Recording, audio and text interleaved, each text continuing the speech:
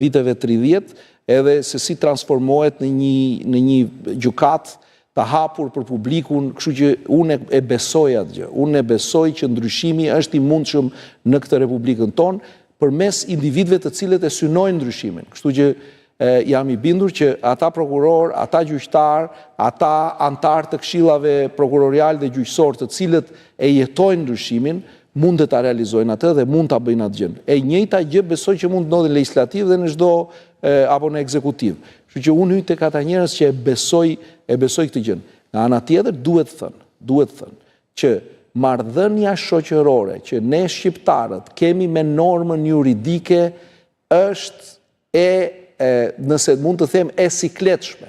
Pra neve qëndrimi cinik i shqiptarëve ndaj normës juridike, ndaj ligjit, unë besoj që ka filluar të ndryshojnë në favor të kësaj të fundit, që ne po besojmë se në ligjin ne mund të fshihemi, në ligj ne mundet të mbrohemi, se ligji është mburoja më e mirë. Dhe jo anasjelltas që ligji na shkakton probleme dhe hajde ta anashkalojmë dhe hajde të tallemi me të dhe hajde t'i bëjmë kashillik ligjit e kështu me radhë. Dhe ka ikur koha e drejtuesve, e ligjvënësve, të cilët në mëngjes bënin ligje dhe në darkë i shkelin ato. Kjo gjë, domethënë, është më se e dukshme. Zoti Gogu, në mbledhjen që ka patur gjatë verës zoti Rama me Asamblenë e Re të Partisë Socialiste, deklaroi një objektiv shumë të lartë, pra një shumicë kushtetuese më e pakta. Ai e krahasoi me vitin 97 rezultatin e PS-s, diku te 95-100 mandate. Është e njëjta atmosferë, synon vërtet Partia Socialiste 95 mandate, 100 mandate, apo ishte një optimizëm për të shtyri ingranazhet e PS-s të punojnë më shumë? Ne synojmë shumicën transformuese.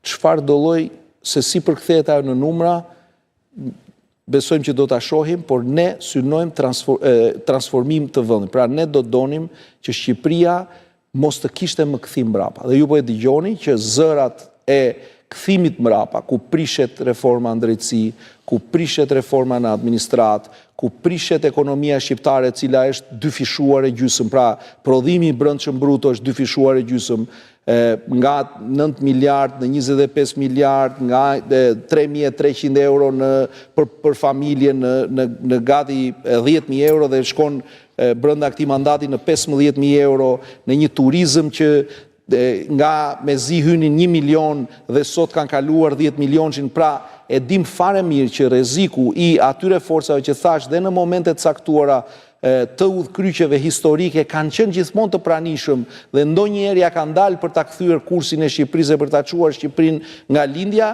nuk ka për të ekzistuar. Më shqiptarët e din fare mirë se cila është forca e cila anijen kryqëzorin shqiptar e çon pavarësisht dallgëve të korrupsionit, pavarësisht dallgëve të burokracisë, pavarësisht dallgëve të informalitetit, e çon në portin evropian, shëndoshë mirë dhe pastaj atje natyrisht që do bëjmë ndreqjet e duhura që nevojitet. Pse? Sot e kësaj dite, nuk e di, ishte lajmi juaj apo lajm diku tjetër, po është një nga lajmet se si Bashkimi Evropian vazhdon u lë detyra. Pra lufta për korrupsion ishte juaj, sapo pash tani zonjën Le Pen e cila akuzohet për korrupsion. Pra vazhdohet lufta me korrupsionin në vende anëtare të Bashkimit Evropian. Nuk do të thotë që ti e bën Shqipërinë parajs dhe pastaj shkon të antarësohesh. Jo. Ti e bën Shqipërinë një vend serioz për ta ulur në tavolinë ku